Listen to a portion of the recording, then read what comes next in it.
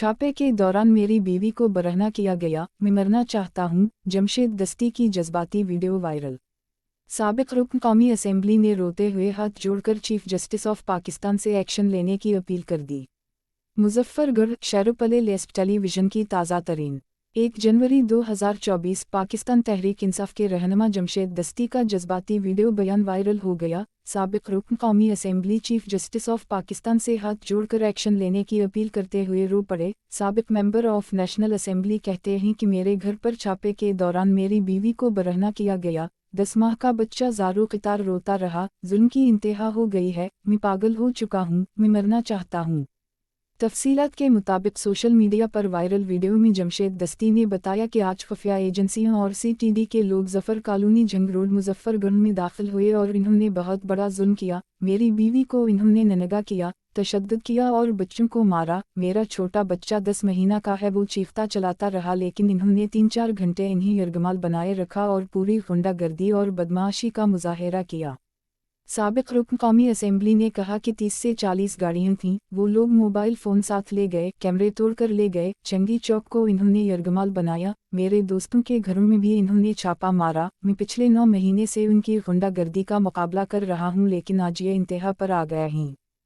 Video बयान में इन्होंने चीफ जस्टिस को मुखातिब किया और कहा कि खुदा के वास्ते मैं पाकिस्तानी हूँ, इतना बड़ा जुल्म मैं सोच भी नहीं सकता, मेरे साथ इतनी बड़ी ज़ियादती हो गई है। मैं एक वर्कर क्लास से आया हूँ, मेरा ये गुनाह है कि हम इमरान खान के साथी हैं, मेरा जुर्म ये है कि मैं इस मुल्क के साथ खड़ा हूँ, इस कौम के साथ खड़ा हूँ।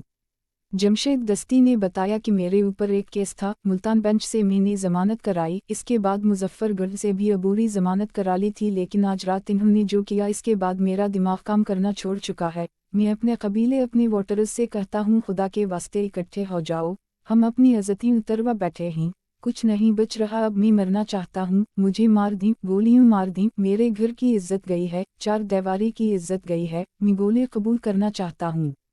साबिक रुकन कौमी असेंबली ने कहा कि खुदा के वास्ते चीफ जस्टिस साहब, इलेक्शन तो ब्रेक हो चुका है, इलेक्शन तो तबाह हो चुका है, इलेक्शन तो गुंडागर्दी की में चल चुका है, हमारे सारे लोगों के इन्होंने कागज़ मुस्तरद किए, बदमाशी की, अब हमारे घर उनसे महफूज नहीं हैं, खुदा के लिए हमें गोली ही मार दो। जापान में 7.4 शिद्दत का खौफनाक ज़लज़ला, सुनामी की वार्निंग।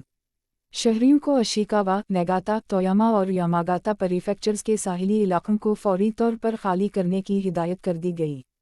टोक्यो शेरोपले लेस्ट टेलीविजन की ताज़ा तरीन खबर के मुतालिक 1 जनवरी 2024 जापान में 7.4 शिद्दत के खौफनाक ज़लज़ले के बाद सुनामी की वार्निंग जारी कर दी गई।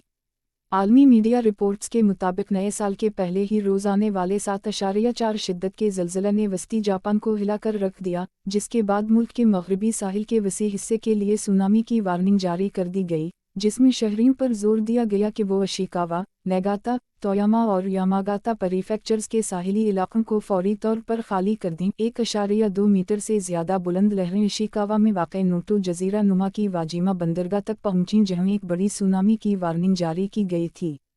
मकामी मीडिया की जानिब से बताया गया है कि होकाइडो से नागासाकी तक बहीरा जापान के साहिल पर 3 मीटर तक सुनामी की वार्निंग जारी की गई है। ये इंतबाहात इब्तिदाई ज़लज़ले के बाद आने वाले कई आफ्टर शाकस की बिना पर जारी किए गए। ज़लज़ले के बाद इस इलाके में 5 मीटर तक ऊंची लहरें आने की पेशगोई की गई है। नोटो के इलाके में ज़लज़ले के 7 आफ्टर शाकस आए, जबकि शाम 5 बजे तक पूरे जापान में ज़लज़ले के 11 आफ्टर शाकस रिपोर्ट हुए। मालूम हुआ है कि शाम 4:35 मकामी वक्त के करीब तोयामा प्रीफेक्चर पर इंतहाई बुलंद लहरें उठती दिखाई दीं। काशिवाज़ाकी, नियागाता प्रीफेक्चर की भी यही सूरत हाल रही। नेगाता के साडो जजीरे पर भी यही मनाजिर देखे गए। सुनामी के यामागाता और हैवगु प्रीफेक्चर से भी टकराने का खदशा है। नोटो जजीरा नुमा के इलाके के लिए जारी की गई सुनामी की बड़ी वार्निंग गुज़श्ता 3 इंतबाहात में सबसे आला सतह का अलर्ट थी, जो मार्च 2011 के तोहोकू के इलाके में आने वाले ज़लज़ले के बाद जारी की गई वार्निंग के बराबर है। कोरोना की नई कसम सामने आने पर आज़मीन हज की वैक्सीनेशन का फैसला। बैन-अल-अक़वामी दौसाज़ इदारे फाइज़र से नई कोरोना वैक्सीन की 5 लाख खुराकें हासिल की जाएंगी। हुकूमत ने कोरोना वायरस की नई कसम सामने आने पर आज़मीन हज की वैक्सीनेशन का फैसला कर लिया। मीडिया रिपोर्ट्स के मुताबिक मुल्क भर में कहीं भी आलमी वबा कोरोना की नई कसम JN1 के नए केस सामने नहीं आए, ताहम आज़मीन हज की वैक्सीनेशन की जाएगी, जिस के लिए हुकूमत बैन-अल-अक़वामी दौसाज़ इदारे फाइज़र से नई कोरोना वैक्सीन की 5 लाख खुराकें हासिल करने का इरादा रखती है।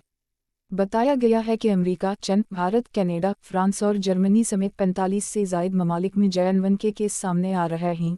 ताहम पाकिस्तान में लोग अब तक इस वेरिएंट से महफूज हैं। लाहौर और कराची में सेहत आम के इदारों ने JN1 का कोई केस रिपोर्ट नहीं किया, जबकि कोरोना के दीगर वेरिएंट्स के मजमूई केस 1% से भी कम हैं।